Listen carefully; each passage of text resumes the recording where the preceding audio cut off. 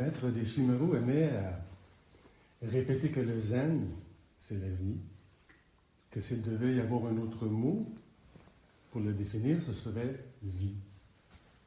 Dans le dictionnaire, on dit qu'être en vie, c'est être vivant. Qu'être doué de vie, c'est être animé, plein de vivacité. Dans le livre Vrai Zen qu'elle a écrit en 1969, 2 ans après son arrivée en Europe, Maître Deschimereau présente le zen comme une profonde philosophie qui ne peut être comprise par la seule pensée. En voulant définir cette philosophie de la vie par opposition aux philosophies occidentales, axées principalement sur la pensée, il cite le philosophe français Henri Bergson, qui définit toute existence, quelle qu'elle soit, par l'élan vital. Selon ce philosophe, le sens même de la vie serait de manifester la force vitale universelle, qui n'est rien d'autre que la direction que prend la vie et qui n'aurait pas de but prédéfini. L'impulsion, l'élan de la vie agirait comme une poussée indéterminée à devenir qui on est.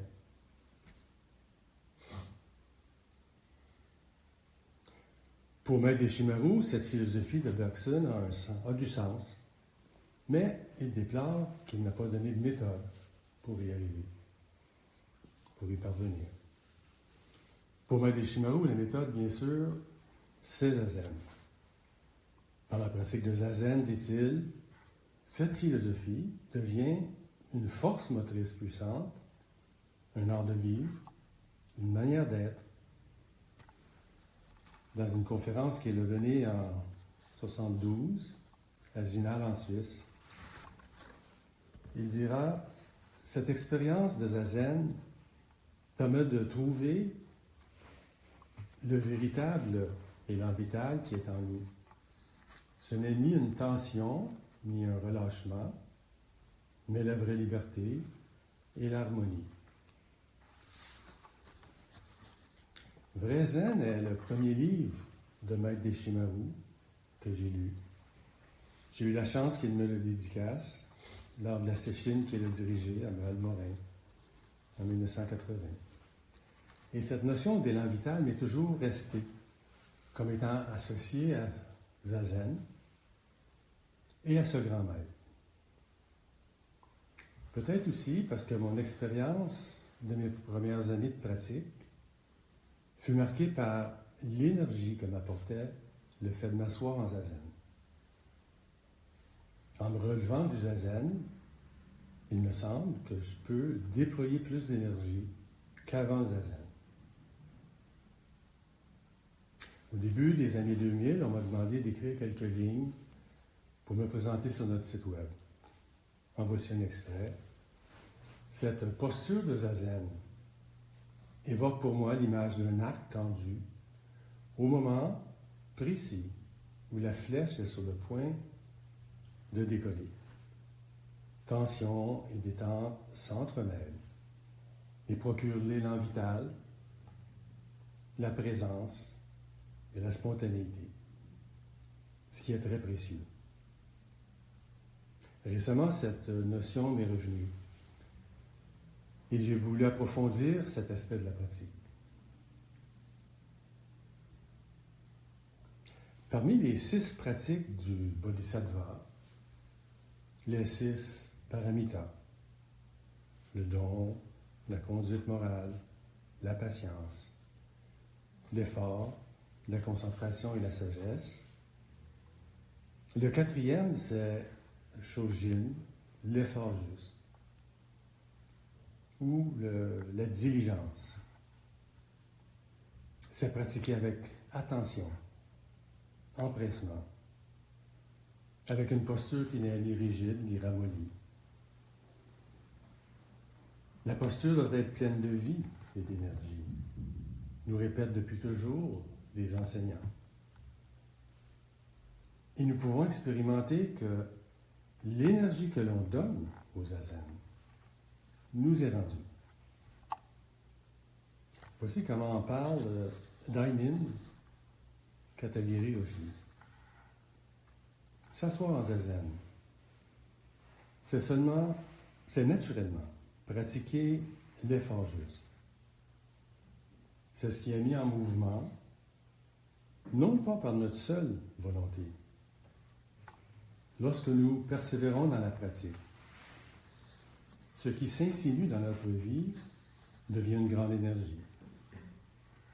énergie qui jaillit. L'effort juste est alors exactement comme une source jaillie de la terre.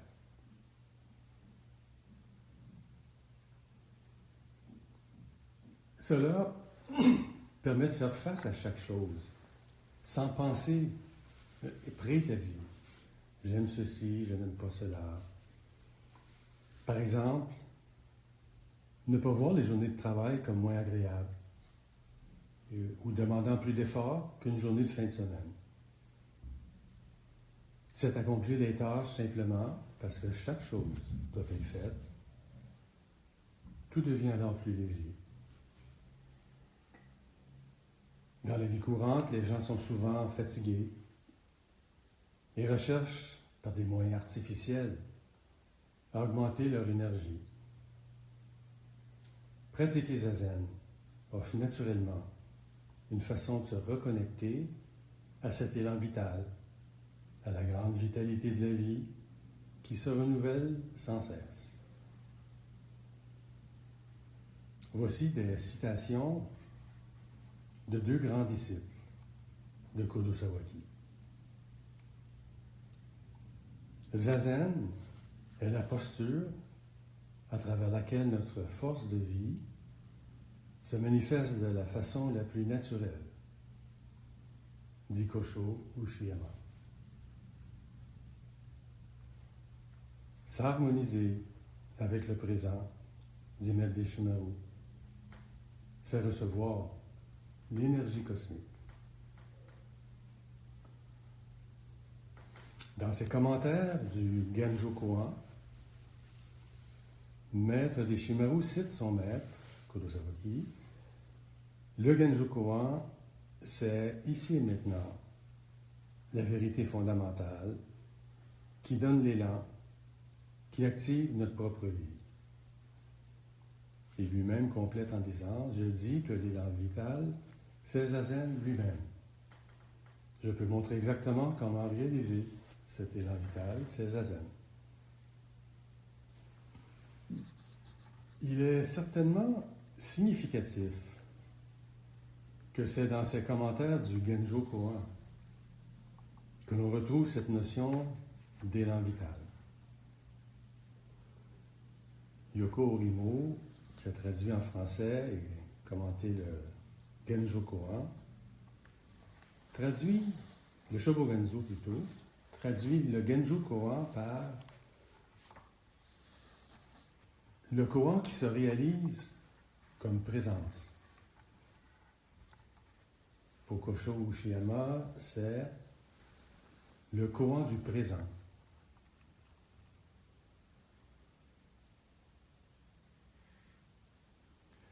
La source de notre vie se trouve dans ce présent.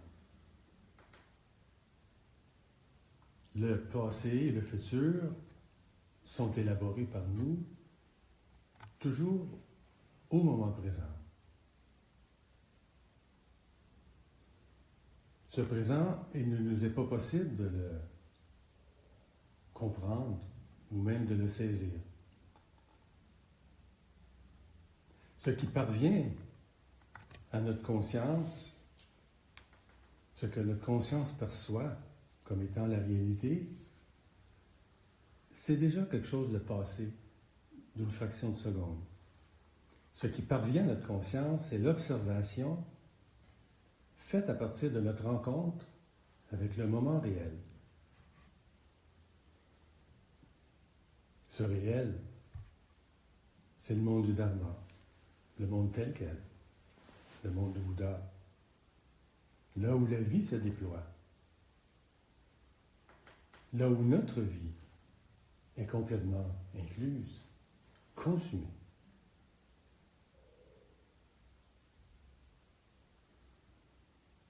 C'est là où la graine de notre énergie germe, où la source de notre énergie, de notre vie, s'alimente. Tous les êtres humains, dit Kosho Uchiyama, puisent dans la même force vitale, intacte et originelle.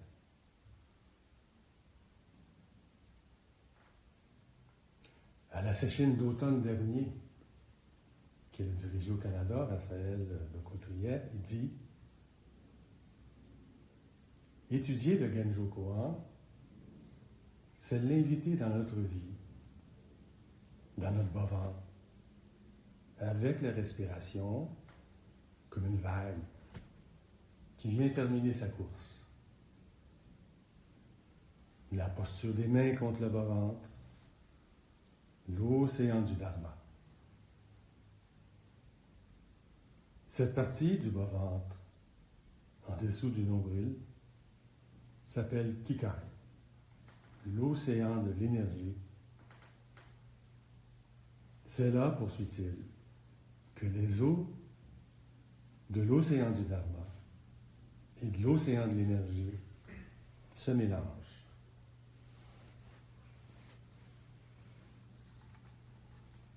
La respiration, prônée par Maître Deshimaru, dans laquelle on inspire rapidement et profondément et qu'on expire lentement et doucement, entraîne une sensation de solidité dans le hara. Cette respiration abdominale permet de conserver la concentration de l'activité corporelle dans le bas-ventre. Omori Sogen, un maître Rinzai et un maître d'art martial du XXe siècle, l'explique de cette façon. Plus il y a de force centripède, dans le hara, plus il est possible de libérer la force centrifuge au moment désiré. C'est une des vérités de la voie du samouraï.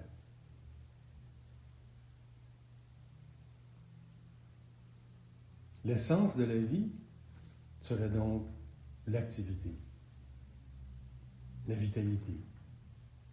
Et cette activité est reliée à l'énergie cosmique, dit Maître Deshimaru. Elle remplit notre corps, se loge dans chacune de nos cellules, circule partout, librement. Notre présence au monde doit être totale, tout comme l'est la présence de toute chose dans l'univers. C'est pratiquer Zazen avec toute son énergie, pratiquer Gassho du fond du cœur. Le vrai Zazen, dit Katagiri Roshi, est la manifestation d'une énergie dynamique, d'une source d'énergie comme le poisson qui saute ou l'oiseau qui vole dans l'immensité du ciel.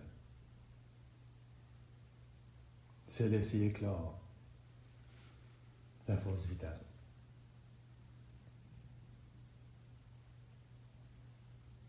Je lisais récemment dans un journal qu'une Québécoise, Heidi Levasseur, tentera cette année, en décembre, la traversée de l'océan Atlantique à la nage, une première. Partirait des côtes du Brésil jusqu'aux côtes de l'Afrique, je crois que c'était le Sénégal.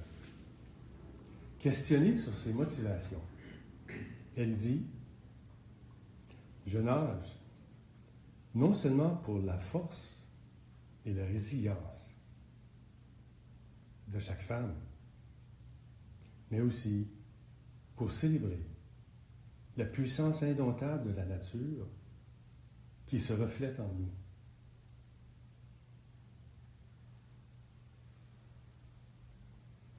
Les grands danseurs, les peintres, les grands pianistes, les grands compositeurs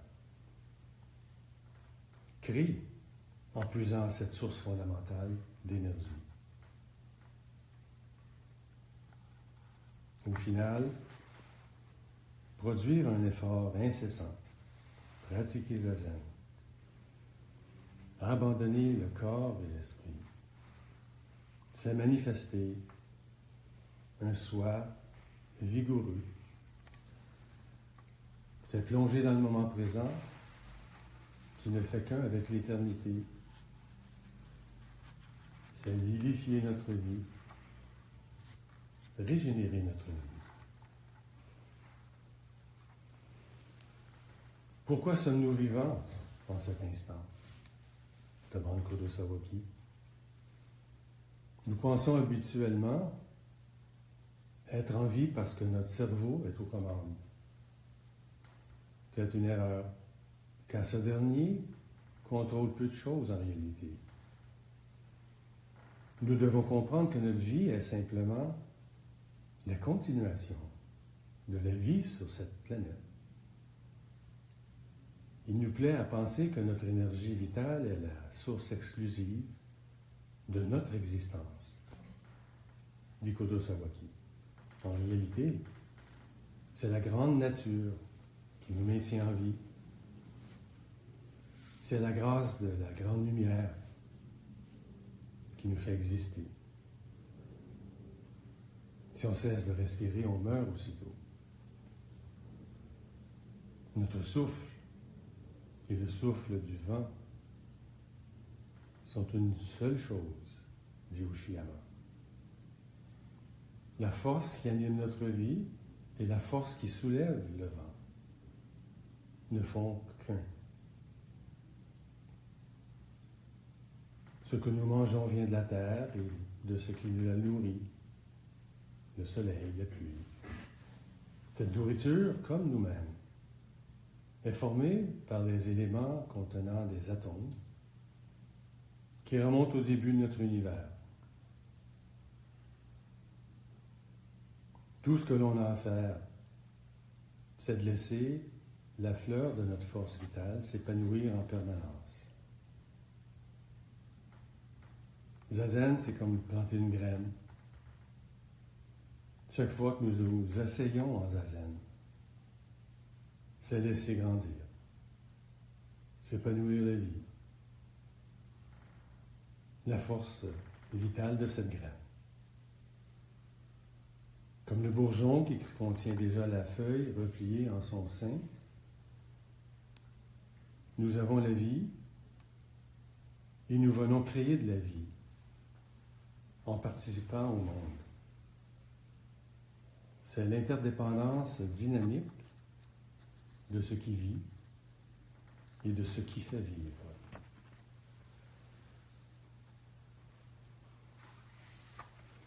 Lors de l'ordination, on reçoit un Ketsumiaku. Ketsumiaku, explique Raphaël, signifie pression du sang, ou si l'on veut, la vie qui pulse en nous. En haut, il y a le Bouddha et en dessous de lui, toute la lignée des patriarches jusqu'au maître qui appose son nom et celui de la personne à qui il remet l'ordination. Puis, la ligne rouge retourne à Bouddha. C'est comme un cercle. Le Ketsumiaku, cette pression du sang, poursuit Raphaël, c'est la chose qui continue éternellement. Cela provient d'avant nous et continue après nous. Nous sommes de passage. La vie se poursuit, simplement. La vie est universelle, explique Kosho Ushiyama. Quand nous naissons, nous venons de cette vie universelle. Notre cerveau seul reste prisonnier de l'idée que nous sommes des êtres individuels. Nous sommes universels et la réalité ne se soucie pas de ce que nous pensons. Après la mort, nous retournons à la vie universelle. La voie du zen consiste à être attentif à chaque instant pour ne pas bloquer ce flot d'énergie qui circule toujours et partout, dans le corps comme dans le mental. Lorsque l'enseignement pénètre notre peau, notre chair, nos os, notre moelle, elle finit par disparaître.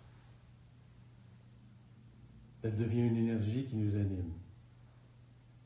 Dit Katagiri Roshi. La vie, notre vie, est continuellement en mouvement. À chaque seconde, les cellules de notre corps meurent, d'autres naissent. À chaque respiration, nous changeons. Notre conscience aussi change continuellement. Kodo Sawaki dit, le vieux prunier fleurit aussi cette année. Ce qui est perpétuellement vieux est constamment jeune. Là où se rencontrent le nouveau et l'ancien, se révèle le sens caché du Dharma du Bouddha. Perpétuer la pratique des Bouddhas et des patriarches, c'est laisser circuler l'énergie librement. C'est la condition normale des émeutes des shinobi. Récemment, dans un taisho, Raphaël nous rappelait comment mettre des Shimaru. À la toute fin de sa vie, au Japon, dans le lit à l'hôpital, disait qu'elle voulait revenir en Europe, recommencer. C'est exprimer l'élan vital, revenir à l'essence de la vie qui nous anime. C'est la grande danse de la vie et de la mort. Quand on regarde autour de soi, on remarque que les gens sont intéressés par beaucoup de choses. Si on les suit toutes, on peut devenir dispersé, vaciller, perdre pied, perdre contact avec soi-même. Facile alors de ne pas être stable, enraciné dans sa vie. Marcher avec stabilité, c'est seulement marcher, comme Kinin. Lorsque notre corps et notre esprit ne font rien d'autre que se tenir debout, stable, entre le ciel et la terre, les pieds ancrés fermement dans le sol et avancer de demi-pas en demi-pas, en suivant le rythme de sa respiration. Kinin est un terme japonais. Kin veut dire soi, fil de soi. Dans les temps anciens, il y avait bien sûr l'enseignement oral, mais aussi les enseignements étaient écrits sur des feuilles des arbres, et reliés ensemble par des fils de soie, de sorte que le caractère veut dire tenir ensemble. Le deuxième terme, hin, veut dire marcher, avancer, au sens de pratiquer. Alors, pratiquer kinin, c'est veiller à demeurer unis, marcher, pratiquer ensemble, d'un seul corps, d'un seul esprit. Marcher en kinin, ce n'est pas agir individuellement. C'est s'oublier soi-même et être lié. Comme lorsqu'on se préoccupe d'avoir un espacement qui tienne compte des uns et des autres au début du kinin. Lors d'un camp d'été à la Gendronnière, ça doit remonter aux années 90, Michel Beauvais avait prononcé ces mots simples durant Kinin. Kinin, c'est marcher sur la grande terre. Depuis, ces mots me reviennent souvent. La façon qu'il avait dit cela a résonné en moi, m'a remué. J'ai fait beaucoup de marches en montagne et j'ai souvent remarqué, surtout lorsqu'on a la chance de marcher sur le sol spongieux de la terre, qu'au contact du pied contre la terre, et particulièrement au niveau de la racine du gros orteil, il y a comme un retour, un élan qui favorise notre marche. Avec le temps, j'ai fini par comprendre qu'il parlait justement de cela, de cette interdépendance que nous rencontrons au cœur de notre pratique. Nous marchons seuls et avec les autres, sûrs et avec le soutien de la Grande Terre, qui symbolise le monde où nous vivons. Kinin, c'est prendre appui et se laisser porter par la Grande Terre. Ici aussi, c'est laisser circuler l'énergie librement. Quand on marche, c'est le corps tout entier qui se déplace, qui est présent. C'est la conscience du corps tout entier qui nous met en mouvement. Maître Dogen définit Bouddha comme Jin Daishi, la grande terre entière. C'est une expression qui exprime le soi qui est uni avec tous les êtres. Alors Kinin s'est avancé en se tenant immobile. L'immobilité, la stabilité prévaut. C'est la marche qui ne va nulle part. C'est comprendre intimement ce que veut dire ne pas bouger. C'est bouger sans bouger. Lorsque tout bouge, demeurer stable dans la tempête, comme l'œil du cyclone. Derrière le mouvement, rien ne bouge. Et c'est de là que le mouvement apparaît. Se tenir droit, quelles que soient les circonstances et vents contraires. C'est pratiquer l'acceptation juste, qui permet de rafraîchir notre vie avec l'énergie infinie, sans cesse renouvelée de l'univers. Maurice Béjart, qui rayonnait sur le monde de la danse dans les années 80 et 90, avait rencontré Maître Deshimaru, qu'il avait initié au zazen et qu'il reconnaissait, et il le reconnaissait comme son maître. Il a dit de Kinin que c'était l'origine des pas et des postures de danse, l'essence de la coordination du mouvement en tant que mouvement respiratoire, spirituel et physique. Marcher d'un seul corps et d'un seul esprit, c'est suivre, mettre ses pieds dans ceux du Bouddha, des patriarches, se laisser porter par la grande terre. Lorsque tes muscles et tes tendons sont en équilibre, dit Kodo Sawaki, ton corps devient Bouddha. Nous manifestons le dharma du Bouddha dans notre corps. Toujours on répète dans notre école qu'il nous faut revenir à l'esprit du débutant, à quelque chose de frais, de nouveau. C'est rencontrer totalement le moment présent, la vie qui s'y trouve, chargée de vitalité. Ce n'est rien d'autre que marcher sur la voie elle-même, quand il n'y a plus rien à rechercher ou à attendre. Et pour finir, le plus important, c'est encore et toujours de ne pas créer d'illusions et d'agir avec sagesse. Voici un extrait du livre Force vitale de Kodo Sawaki. Tu t'imagines que Zazen m'a permis d'accumuler une énergie puissante dans mon hara, qu'elle a rendu mon cœur robuste. Tu te persuades que cette pratique a fait de moi un homme vigoureux. Arrête de raconter des conneries. Je mène ma vie comme s'il me fallait marcher sur une couche de glace fragile, en faisant preuve de beaucoup de prudence et de respect. Si j'agis ainsi, c'est justement parce que je pratique Zazen.